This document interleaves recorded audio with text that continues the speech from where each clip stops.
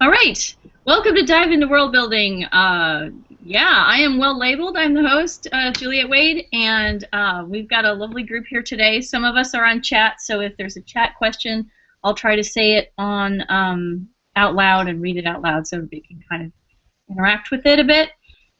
Today's topic is mourning practices because we had talked about death a couple times previously.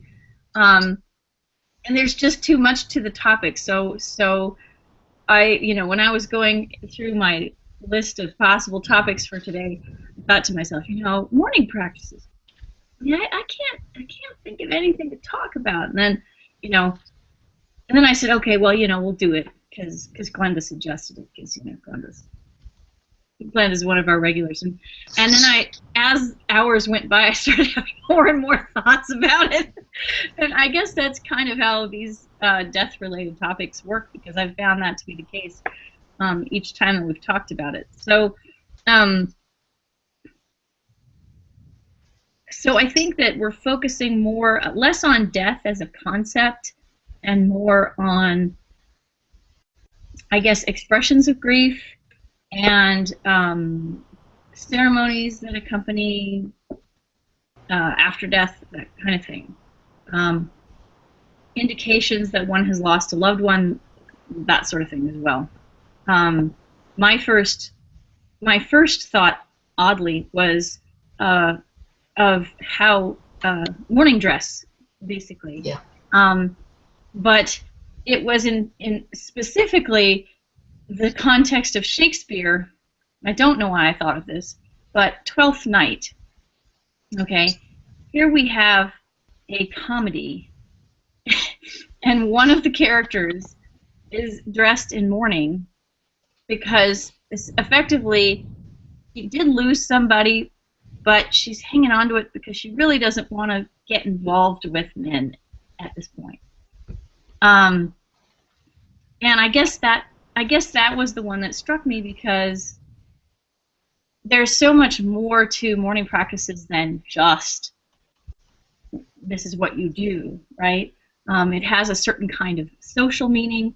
It means, I am not to be engaged with on certain types of levels in certain types of contexts.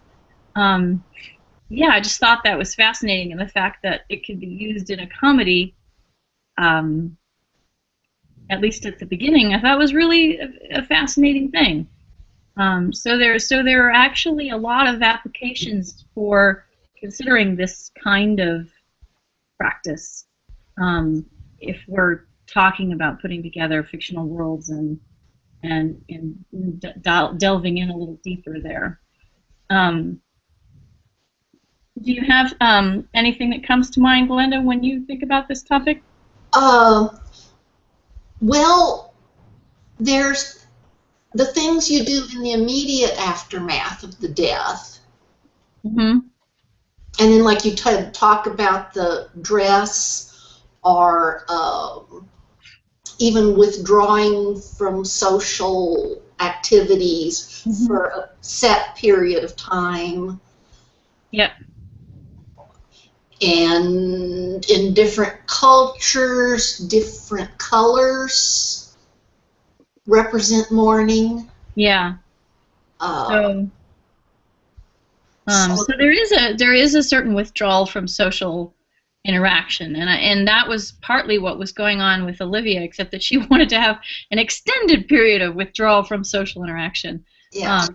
And sort of a lack of obligations in a sense.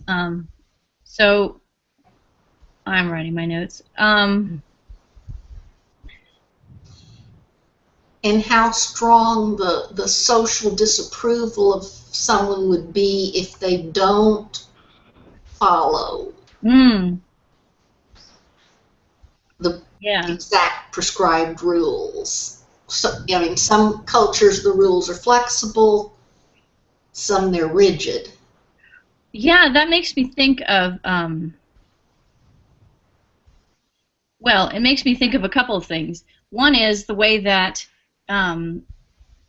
you hear all this criticism of a woman if she loses her husband and then gets married again too quickly. Mm-hmm.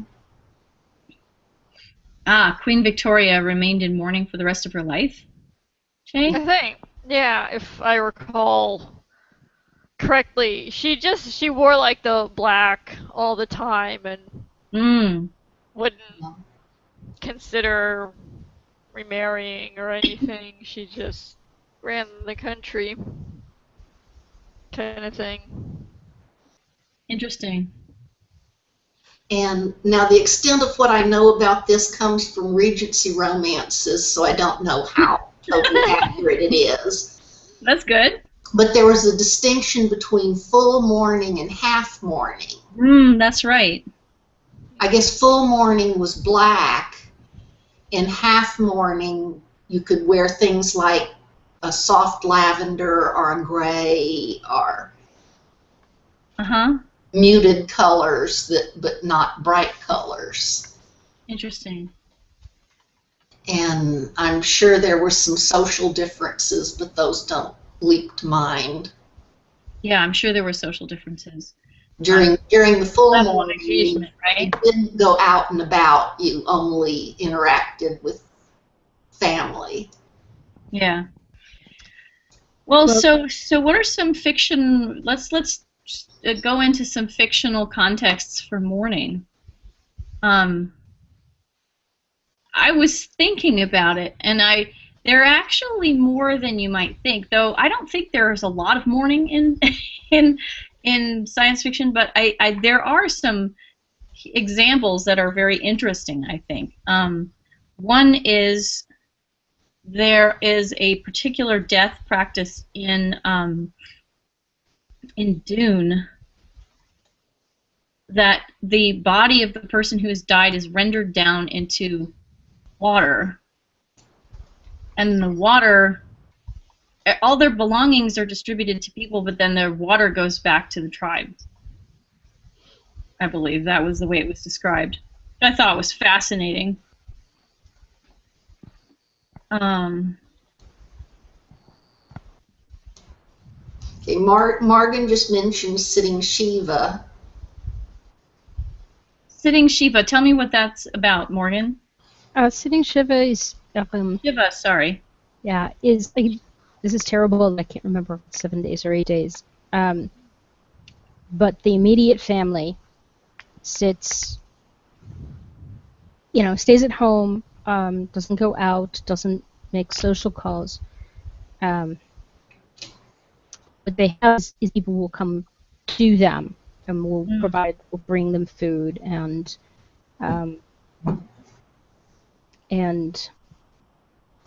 yeah, I should know more about it. But it's a time that people who might not usually come together. You'll have cousins or friends show up to pay their respects. When my mother and uncle and my grandmother were sitting Shiva for my grandfather, there's also a little stool that you sit on rather than a regular chair. Okay. Which is it's part of the it's not clothing, obviously, but it's part of the presentation of mourning, and that's the immediate thing after the funeral. Is there a prescribed length of time?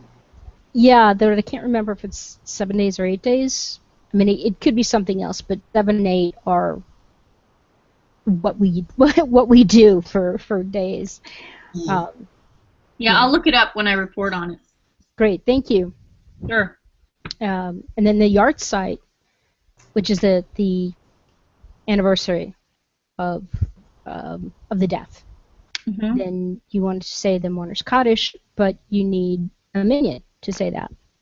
So you might have, if you have a congregation that you go to, then you will have people, hopefully, who can join you to make up the minyan. Whether they're, usually friends, or if you only know them from the congregation, they'll come together. That's usually not a thing that will bring family from a distance.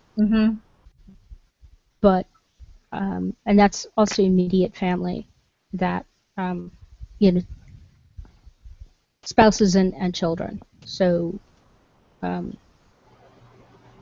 you know, I would not be observing a yard site for my grandmother or for my grandparents. Can you write that word down in my chat bar for me so I can write it down? Yard site. Okay, this is the way I've always seen it. Okay.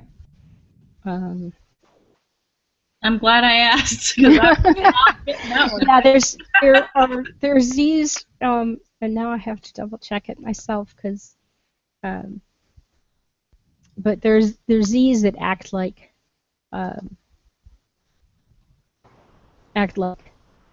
TSs? Yeah, yard.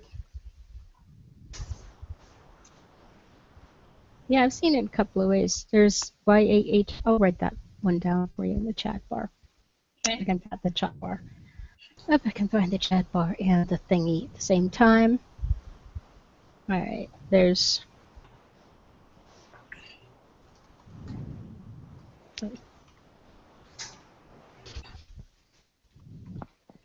There's that. Okay. There's just different. Which has, yeah. I'll look it up. Okay, I think that's how I know some people in a number of Jews in another venue, and I think they spell it with the H before like that. Okay.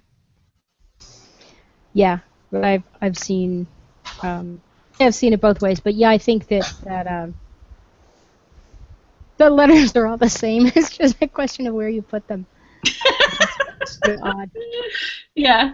But Thank you. it's, you know, given that it's all transliteration, you know, what are you going to say? Right. And so, and that's the Mortar Scottish is what you need. So, cool. There are also prayers that need to be said after a death in Buddhism, and there are fixed, you know, things that need to be said one day afterwards, 7 days afterwards. It's sort of a lengthy set of ceremonies, and I think it's interesting that would be. I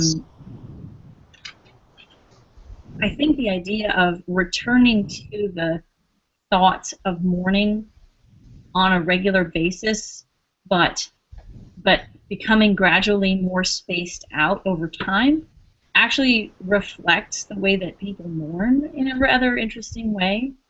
You know, because the way that we think about a loss when it's just happened is different, I think, from the way that we think about it maybe a year after it's happened. So I think it's interesting that that's reflected in some cultural practices.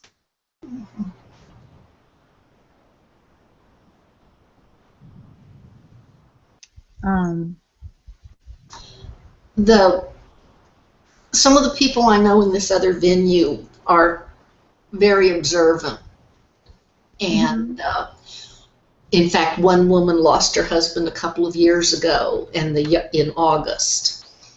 So there's been a lot of discussion recently, and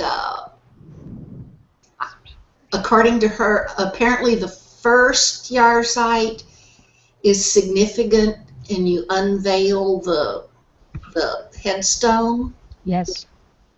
But she's observing every yard site ongoing. And they were even talking about how you can arrange with a specific group to, I guess, say that Kaddish, I've forgotten now what, every year in perpetuity. Mm-hmm. Yeah, that's getting a minion together, the 10 people that you required, and that's the mourner's cottage, which is a particular particular prayer that What? Sorry. No, you kept saying minion, and all I'm picturing are those little yellow guys from Despicable Me. I'm sorry. I sort of figured it was not going to be little yellow guys, but No, but I mean, and then like you said, like minion. All I'm thinking is MINION or whatever. I can't I can spell. There you go. How's So, that? yeah, okay, Jewish minions can help form a minion. Or a mignon. You could say mignon, and then that might be more distinctive. yeah, and then it starts to stray towards the territory of the French word for cute. Oh. You just can't win. No. Date. No. See, this is back to the language confusions, but we're doing that. We're doing mourning. So there's the periodic practices and what happens right after the death or right after the funeral, and then there are the ongoing things like the dress and how long you stay in that dress. You know, if you're not Queen Victoria. Yeah. Or how long you're required to be in mourning. Yeah.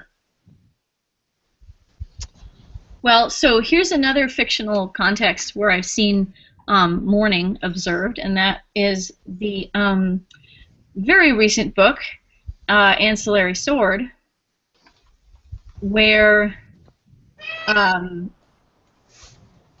the translator gets killed and then doesn't have any relatives to mourn for her, and so Rec and the other person who were present at the death go into mourning on behalf of these I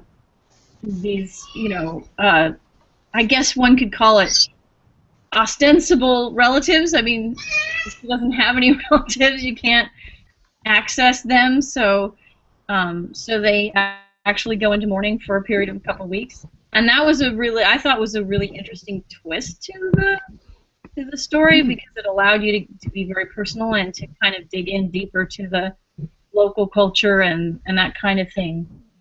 Have you guys read that book? No. Not yet, no. No. Well, it's a good one. I liked it a lot.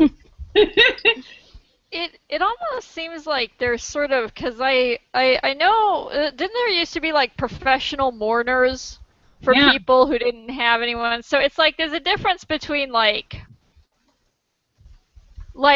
people actually, like when somebody close to you dies feeling horrible, and then just people who are doing it as a job or an obligation, or just because they're there they feel like they should do something.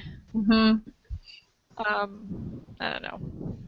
Or then you get the situation of, say, the surviving spouse of a very bad marriage who is really not feeling any grief at all, but obliged to go through the appearance, the form. Yeah. I'm hoping to have some of that in my next book, actually. Surviving spouse of a bad marriage who is sort of trying to pull a Queen Victoria because it keeps her out of the general brouhaha that would probably require her to marry again and attempt to have more children and such. Yes, observing forms. So, yeah, most definitely. And professional mourners, I think there are several ways in which that can come to be, right? For someone who doesn't have anyone, I guess. Or perhaps to fill out the crowd. Yeah. For someone who only has one or two. Well, but for whom I guess it's really important that everybody see that they're mourned. I mean, that's kind of interesting. Yeah, if somebody, to have somebody show up and cry on cue or something, I don't know. Yeah. Well, it seems like a really interesting and strange job. Yeah. Though. Well, I mean, I find it interesting because I mean, this all of the mourning rituals are really for the survivors, right? I mean, we talk about mourning a person who has died, and we talk about it as though it's for them. But the social purpose of the mourning is really for the people who have lost them, right? And I think that's why appearances are so important, and I think that's why, it has so much to do with who assembles, and when they assemble, and what they're supposed to do when they assemble, and how public is this, right? Is this a person who, I mean, the whole idea of professional mourners to show that really, yes, people loved you so much, right? It's an interesting question, because a lot of these overt demonstrations are dedicated to the person who has died, but not really intended for them. I imagine the scenario of, say, a man who was intensely disliked and even alienated his own children and his siblings. Mm-hmm. But his wife might hire professional mourners to maintain her social status. Mm-hmm. Mm-hmm. To keep up appearances.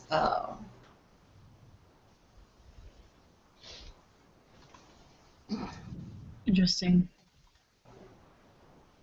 Yeah, and that's certainly what's going on in the ancillary sword situation, where the person who's died is actually a translator for this group of aliens who are never seen yet are incredibly powerful, and you really, really, really don't want to mess with them. And oh my gosh, we just did things that led to the death of their translator. I don't want to give away too much, but but there's this idea that conceivably, if we didn't properly mourn this person, there could be repercussions with this external group of aliens, right? So it definitely does have more import than just, well, this person has died.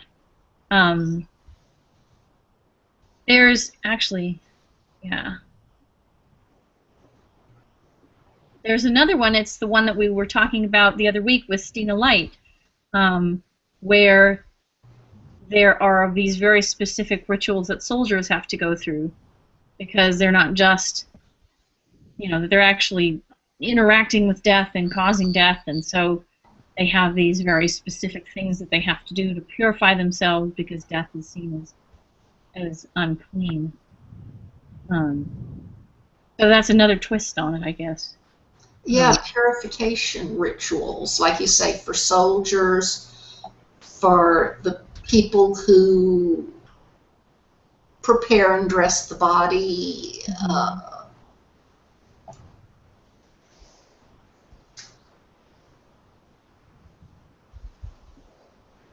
Yeah, it's interesting. 7 days. It's 7 days? Sorry. It just... Hey, you're doing my research for me. That's awesome. Yeah. That makes sense. I mean, that's a typical... Yeah. That's the sort of magic number of days, I guess. Yeah. We do 7, we do 8, except for Rosh Hashanah and Yom Kippur. Mm. And then there's the whole diaspora dates, but that's something not immediately relevant here. Preparation of the body can also be done, I would imagine, in some cases by the family, the mourners, or hired people, or volunteers. Yeah. Well, and there are a million movies about this stuff for some reason. I mean, The Funeral by Juzo Itami, that one is very much focused on the death of somebody who everybody disliked, and all the sort of performance involved in all the performance involved in expressing grief for this person whom nobody liked, and the only people who kind of liked him are the people who hardly saw him. But it also has this sort of underbelly of kind of shenanigans that are going on surrounding this funeral. That one definitely. I know I've mentioned it in previous hangouts, but it's definitely interesting. Netflix does not have it. Netflix does not have it. Well, that's. I could not get a copy. So. That's not okay. Well, yeah. Well, and then in A Christmas Carol, yeah. they steal all his goods. Mm-hmm. Yeah, there's nobody to mourn him, and the people who are asked to take care of the body are basically looting it and the room. It's taking care. No. Well, if you're not going to get paid, this is something we've spoken about before in a hangout. If you're not going to get paid for your services in preparing the body and all this kind of stuff, how do you make it worthwhile? And I guess you take the money off the body and take the curtains and sell them and that sort of thing. So, yeah. I'm always a little put off in video games when there's so much death and all you do is go around and loot bodies. There's no mourning at all. It's like, yeah, I just killed that thing, but it's gonna disappear in 5 seconds, so no worries. Yeah. That's still loot. Anything to like either the bandit or the clearer, the even the deer that you just killed. Like, you'd think if you had different groups for a video game that you would have different practices, and you could say, I'm playing this race, and so there's this prayer that I need to say. But it's a video game, and that's going to get tired because most of the time you're just shooting things for experience points. Yeah. You're not there to play deep culture. You're there to get XP and gold and then go spend it. Because I think there is a potential a potential market for things that are a little bit more complicated and less just go kill some things. More world building depth and culture. But there's sort of like an economy, because like if you've ever like just simply had to go level up in a video game, it's just when it's just something you have to go do so you can go fight the boss because it keeps killing you and you can't get past this thing, then you just want to level up and get it done with. Because it's just like, oh my god, ugh. I had a friend who worked in video games, and apparently it's called grinding, where you just have to go, and it's just you just go in the video game and you just must level up, grinding for hours until you can finally beat that thing. It's just, yeah, I mean it's obviously a most of these things are bereft of social context, I think. Yeah. I mean, it's a game. It's not. But but I think the reason that it bothers me is because at least a game like World of Warcraft, they try to set up a lot of the trappings of a real world and a culture and this, that, and the other. And yet there's so much that's lost. I don't have a lot of experience with more complex games that have characters and narratives and play themselves out in other ways. But I think for something like that, you'd have to try like Mass Effect or something. Yeah. Or like everybody's been going gaga over, I think, Dragon Age. Yeah. I don't play those things anymore. I can't play console games. it kills my wrists and elbows, and so No. I haven't played anything. I haven't played anything since like the freaking PS1. That's my arms crapped out on the PS1. So I have a DS, but I mean, I play a lot of Pokemon. In which hypothetically nothing dies. So.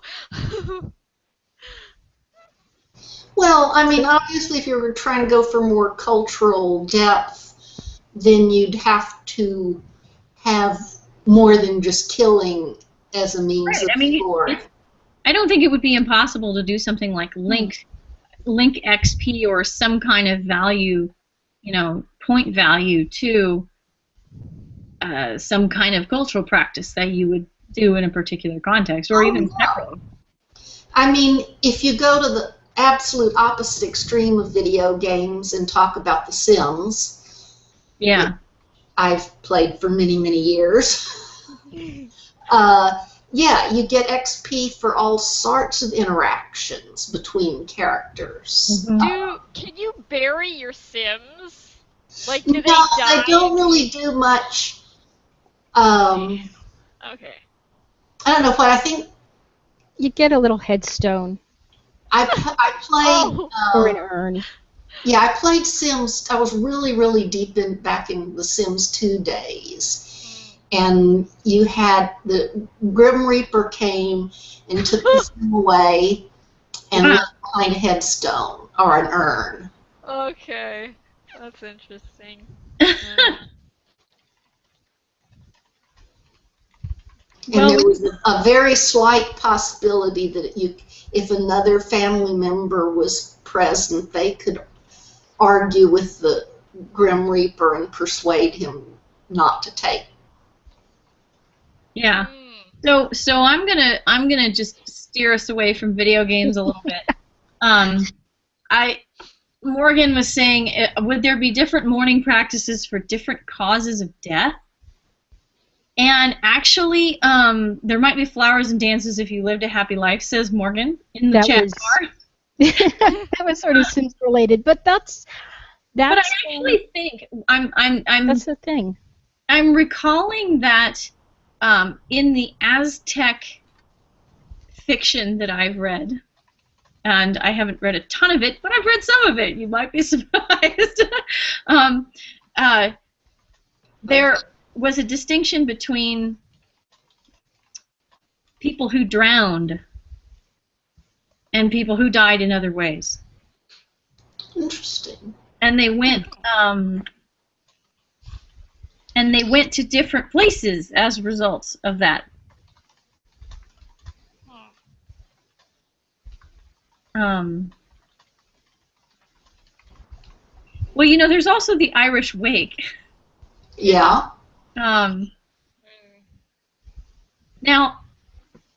I think there are a lot of jokes made about the Irish Wake, and I don't have an Irish source to tell me what the underpinnings of that cultural practice are, which is kind of a shame. But I know it's about celebration of the life that has passed on some level. So there's also like New Orleans where they have like the jazz processions. And I actually saw a musical procession for a casket in Italy too, I think. Yeah. We just sort of sat there and watched it because we were fascinated. And there's also like in times of plague where there isn't time. Yeah. To mourn, and you just have to throw people into like mass graves. Yeah. Well, yeah. I mean, it's interesting. Sure. Chris, do you want to tell us about that? A fictional mourning practice and Orson Scott Card's Speaker for the Dead? Figure out how to come off mute. There we go. Hi. Hi. Yeah, no, I always thought this was fascinating, and I love this about the Ender books. But he created a practice. I think he created it. I don't know that it comes from an existing culture or religion. But the practice was that when someone died, there was a job that his protagonist ended up taking on for himself in his later years. The job was to go and find out everything they could about the deceased person's life and character from the people who knew them, and then explain that person's life from the deceased point of view. And what was fascinating about it to me was that the person whose death he spoke in, I think it was the book Speaker for the Dead, unless it was Xenocide, I don't remember, but he was not a good guy. The Departed was not a good guy, but he Ender was able to explain why, like what the motives of what is it that John Green always says, imagine people complexly. That was the Speaker for the Dead's job, was to understand the inner reasons for their outward behavior and explain it to the people who were left behind. And it made a bad guy a sympathetic character. Yeah, that's interesting. Yeah, I just was so fascinated by that, and I was like, we need that practice. That's something we should be, just as humans should be adopting, because, it seems like we kind of boil everyone down to either, don't speak ill of the dead, even if they were pretty crappy, or if they were great, then we have to tear them down because we can't have heroes, and no one's allowed to be complicated and flawed, and yeah. Yeah. Yeah, the other thing you made me think of with that was the practice, and I believe it was in Xenocide, the third book, where there were these, I believe they were vaguely pig-like creatures on a planet, and what they would do when that creature died is just sort of basically flay them open and lay them out on the ground, and a tree would grow up through their body cavity. Right? Do you remember that? Yeah, but it was misinterpreted by the humans originally. Misinterpreted, exactly. Yeah. And that's why it was so interesting, was because all the humans thought it was just an appalling thing to do. But actually it was really, really important, and it had to do with their life cycle and everything else. Yeah, so that was kind of one of those things that stuck in my mind as being really far out but really interesting, and it did definitely make for a plot complication point. And for, I liked it because it was a cultural misunderstanding that had consequences. A lot of times people will talk about, manners and these various things in stories, and the consequences will be very light and sort of, we can't say it, we can't pronounce it this way, or they'll take insults and blah blah blah. So that kind of stuff always makes me kind of go, really? But you can really do interesting things with it. And there was actually quite a conflict in that book about, this death practice. And yeah, I mean the whole plot hinged on that misunderstanding. Yeah, absolutely. It was amazing. Yeah. Wow. Yeah, I hadn't really thought about it. I just kind of dropped in today because I felt like cheating on my day job, and but I hadn't really thought about how seldom we actually see, mourning, as you were saying, in fiction. We see death, we see a lot of orphans, we see, but we don't see that. And now I'm thinking. Well, I'm thinking too. We don't see what happens. We don't see what happens to people who are deprived of their mourning practices. You take an orphan and you say, okay, well, we just killed your parents so that you can go off and do whatever, but we're not going to let you mourn. We're going to toss you right into this event, this other Yeah. So part of the plot that has nothing to do with what just happened. You go from one to the other, and there's no, and the question is, do you ever see that the character being deprived of the mourning period or the mourning practices? Well, it's also entangled in the problem of fridging, right? Where somebody gets killed off only to motivate somebody else to go out and become a vigilante, or to cause them to feel great pain and then therefore be a deeper and more interesting survivor, usually male. But it doesn't respect mourning at all. Yeah. Right? I mean, it's not. Yeah. I feel one of the things that is problematic about this fridging stuff is like, well, you don't just lose a person and then suddenly you're ready to go off and I don't know what, become a vigilante or whatever it happens to be.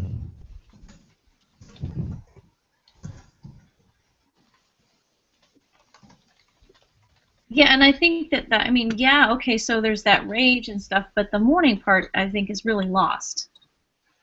I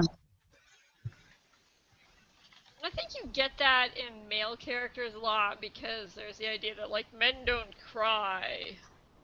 Yeah, and I mean, honestly, I think that, yeah. Yeah.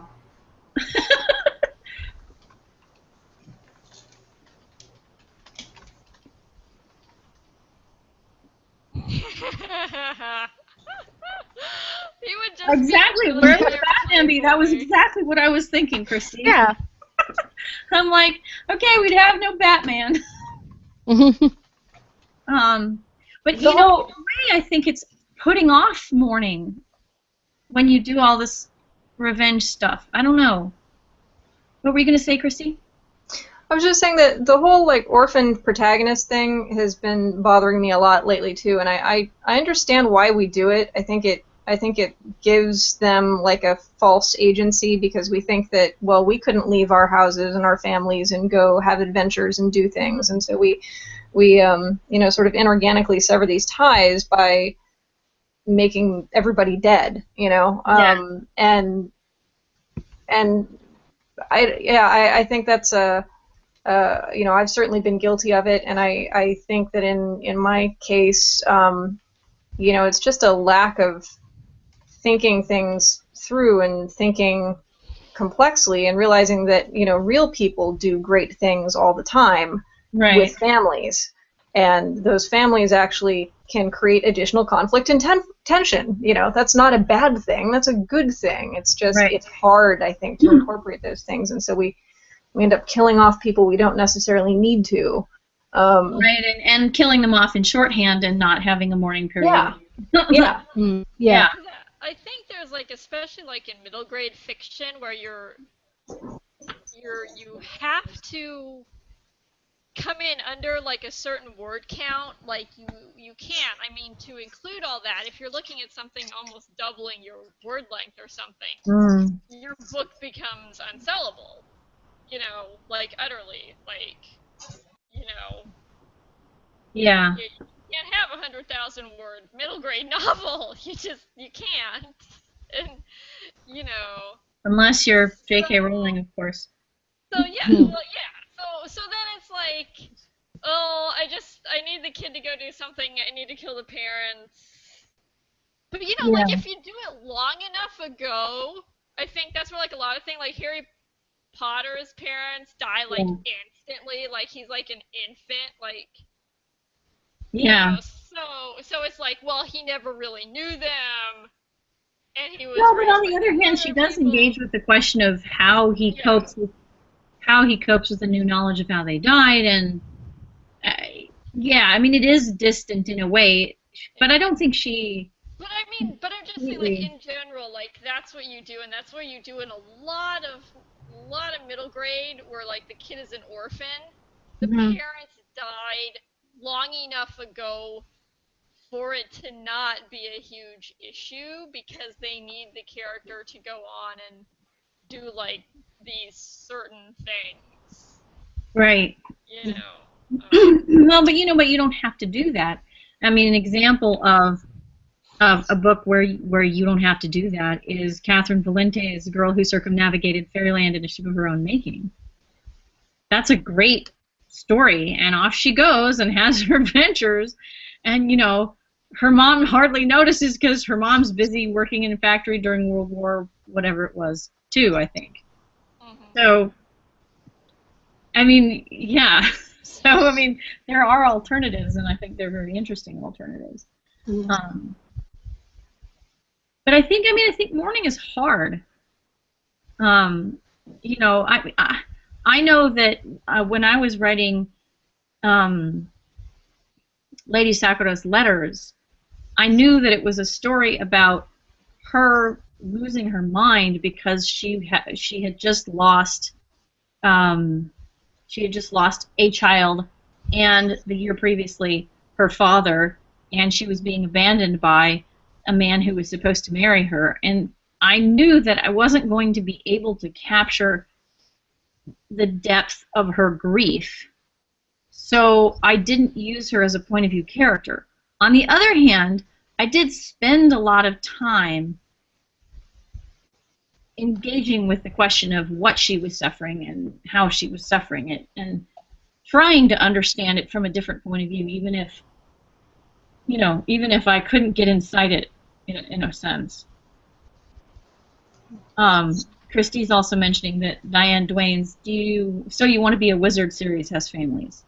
Okay, I haven't read that one, but awesome. Yeah, it was kind of a proto-Harry Potter series from my childhood, where Sure. yeah, a girl discovers a series on jobs you can do as an adult in the library, and she brings this one home, and it turns out that there's wizard training, and they were all I think junior high aged in those books, and I'm trying to remember how the families. Yeah, thank you. That was what the series ended up being called. I can't remember how the families ended up adapting to it. It's been a long time since I read them. Yeah, I've forgotten, but there were definitely families there.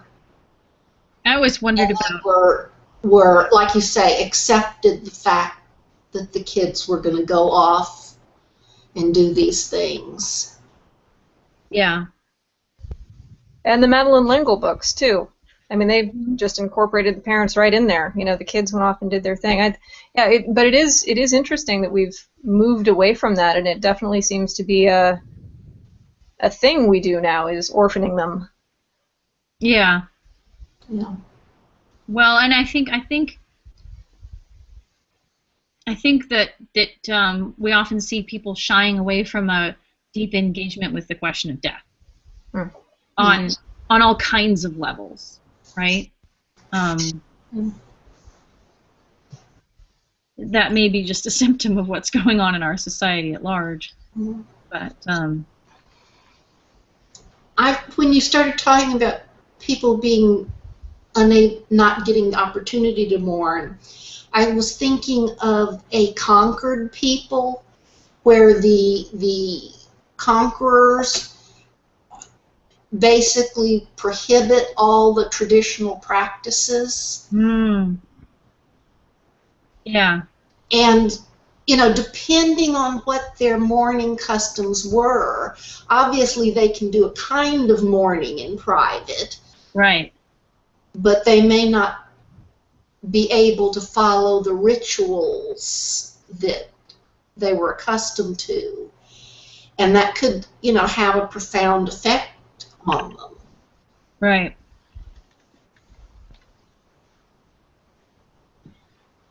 Yeah, and that must have happened, countless times throughout history. I mean, at any time, oh gosh, yeah. Yeah. I wish I knew my history better. There's a play called The Trojan Women, which deals with exactly what happened, which deals with what happens to the Trojan women after Troy has been taken over and they've lost all their husbands and sons and everything else. And I mean, isn't it interesting? I mean, it's very difficult to deal with this as a topic, and yet it can be so incredible if it's done right. And the thing that just popped into my mind is Sesame Street, of all things. When Mr. Hooper died, they had a decision to make. Sorry, Mr. Hooper. When they had a decision to make whether to replace him and move on, or whether to cope with his death as though it had happened within the Sesame Street world. And that was so amazing because they chose to actually deal with it and elevate themselves in an incredible way, because they, that really spoke to a lot of kids out there in the world who are going through stuff and mourning. And so they had Big Bird mourning, and it was amazing, So, yes, Che, I think it's done more in literary. I think there's a certain way in which genre sort of wants to avoid what they call navel gazing, but it does tend to keep things more shallow and allow for a little bit less digging into the psychology of characters and stuff like that. So, yeah. Yeah.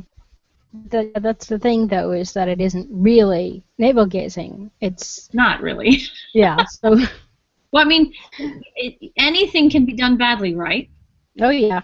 So it's not to say that there's no navel-gazing that goes on, but at the same time, engaging with questions of death and mourning is not at all navel-gazing. So, yeah.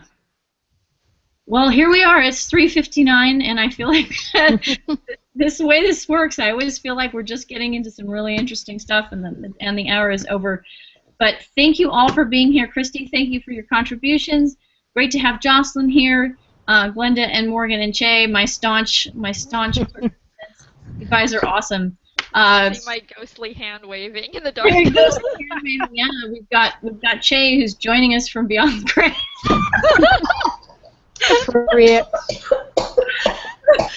Sorry about that. My webcam is just built into the computer, and this is like, I don't know, it just felt like it just like sort of like decided to crap out a year ago or something, and oh no. Yeah.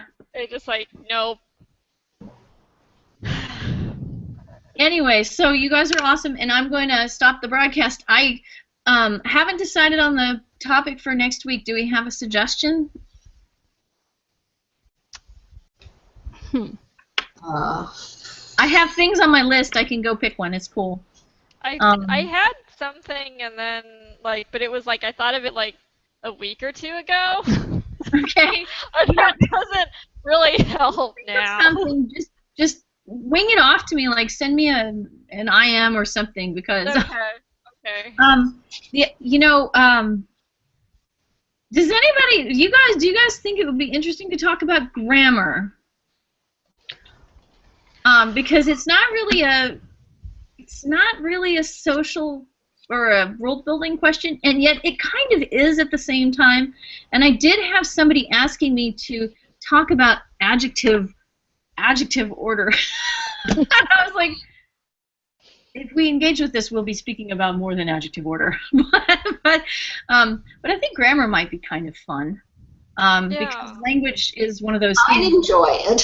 Reflects social positioning in a lot of really interesting and subtle ways. So why don't we do grammar next week, just for kicks?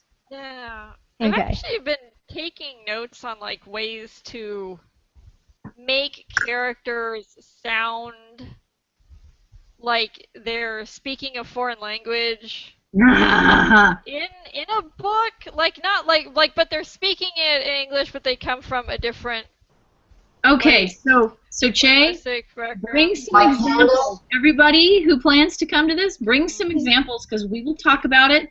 We'll talk about making somebody sound like they're a foreigner. We'll talk about how to get dialects and stuff without changing the pronunciation and stuff like that. Yeah. This will be fun. Yeah. This is my super geek specialty. So Cool. I would love to do this, and I'm excited I may already. have to throw And then myself on. the following week we have Henry Leanne who will be here. So that's going to be really neat too, and it'll be really fun. So everybody come. All right? Yeah. All right, stopping the broadcast. Thank you so much.